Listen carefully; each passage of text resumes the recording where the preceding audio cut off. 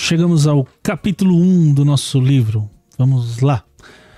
Por 25 anos, essa primeira parte fala que o principal objetivo foi ele separar e organizar uma filosofia de realizações, as principais causas tanto do fracasso como do sucesso, com o objetivo de ser útil a todos os outros que não têm nem a inclinação nem a oportunidade de se engajar numa pesquisa como essa. Seria como nós, né? Como é que a gente vai conseguir sentar à mesa desses milionários, esses bilionários, esses grandes empresários? Então a gente precisa ter alguém, e com sorte nós temos um grande escritor que dedicou grande parte de sua vida, durante 25 anos, a essas pesquisas. No final das visitas, o Sr. Carnegie lhe pergunta se ele tinha coragem de realizar algo que ele estava para lhe oferecer. Respondi que coragem era tudo que eu tinha e que estava preparado para dar o meu melhor, independentemente da resposta que ele tinha a me oferecer. Olha só o que a gente falou lá no outro vídeo. Coragem era tudo que ele tinha e ele estava preparado para enfrentar o desafio. Então, ele disse, Dale Carnegie, a sua ideia de escrever histórias sobre homens e mulheres bem-sucedidos é memorável enquanto ideia. E eu não tenho nenhuma intenção de tentar desencorajá-lo de cumprir seu objetivo. Mas preciso lhe dizer que, se você realmente quer fazer um serviço que seja útil, não somente para as pessoas de hoje, mas também que dure para a posteridade, ocupe seu tempo organizando, baseando essas histórias, as causas do fracasso e do sucesso das pessoas. Há milhões de pessoas no mundo que não têm a menor concepção das causas do sucesso e do fracasso. As escolas e faculdades ensinam praticamente tudo, exceto os princípios de realização pessoal. Elas exigem que os jovens homens e mulheres passem de 4 a 8 anos adquirindo conhecimentos abstratos, mas não os ensinam o que fazer com esse conhecimento depois de tê-lo. É aquela máxima de que a gente aprende fazendo, né? Que a gente aprende testando, aprende no dia a dia. Óbvio que para algumas faculdades, né, medicina, essas áreas ali, eles têm os anos e o tempo todo de prática, mas se ficassem só na teoria, obviamente que não teriam também nada a nos entregar, né? Então a gente tem que cuidar muito com muita teoria, com obesidade mental. Às vezes a gente só consome conteúdo e não põe em prática. Aqui ele vai falar de alguns exemplos, e nas conversas e nos diálogos que tiverem, a gente vai se identificar bastante, porque vai trazer partes e trechos da nossa vida. Quando a gente começa a pensar e a imaginar, isso faz uma grande diferença, porque se você está só lendo sozinho pela primeira vez, isso vai te trazer uma clareza. Agora, a partir do momento que você lê a segunda, terceira, quarta, quinta, sexta, 10ª vez, você sempre aprende algo novo. E esses livros do Napoleão Hill são interessantíssimos nessa linha. Que tem livros dele que eu já li mais de 10 vezes. Esse é um, inclusive. E eu sempre aprendo algo novo. Então agora, esmiuçando e trazendo esses insights e essas frases principais do livro, esses trechos principais, eu vou aprender mais ainda. E esse é um dos grandes objetivos da nossa comunidade, que a gente aprende. O mundo está precisando de uma filosofia de realização prática e inteligível, organizada a partir de conhecimento resultante da experiência de homens e mulheres da grande universidade da vida. Em todo o campo da filosofia, eu não encontro nada que se assemelhe ao tipo de filosofia em que tenho em mente. Nós temos muito poucos filósofos que são capazes de ensinar homens e mulheres a arte de viver.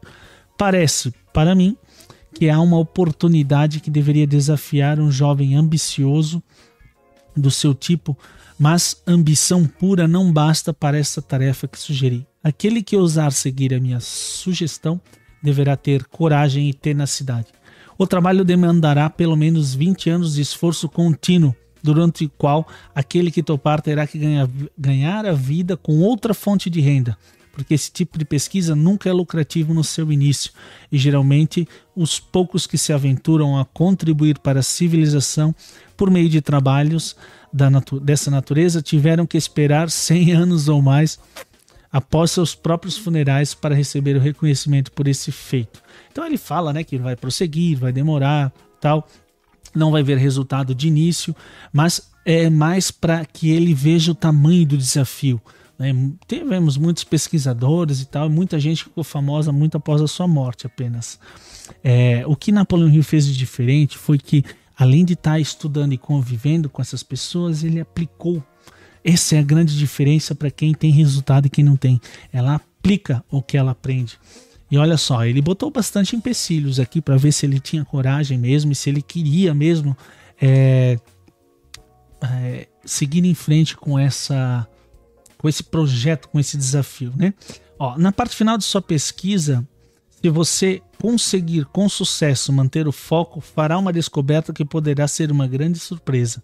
Descobrirá que a causa para o sucesso não é algo separado e longe do homem, mas que é uma força tão intangível na natureza que a maioria dos homens nunca reconhece. Uma força que pode muito bem ser chamada de outro eu. O mais interessante é o fato de que esse outro eu raramente exerce sua influência ou se faz conhecer, exceto em momentos de emergência, quando os homens são forçados, por meio das adversidades e derrotas temporárias, a mudar seus hábitos e pensar estratégias para sair das dificuldades. Minha experiência me ensinou que um homem nunca está tão perto do sucesso como quando o que ele chama de fracasso toma conta da sua vida, porque nessas ocasiões ele é forçado a pensar. E se ele pensar com exatidão e persistência, vai descobrir que aquilo que ele chama de fracasso, vou ler bem lento, nada mais é que um sinal para elaborar um novo plano e um objetivo.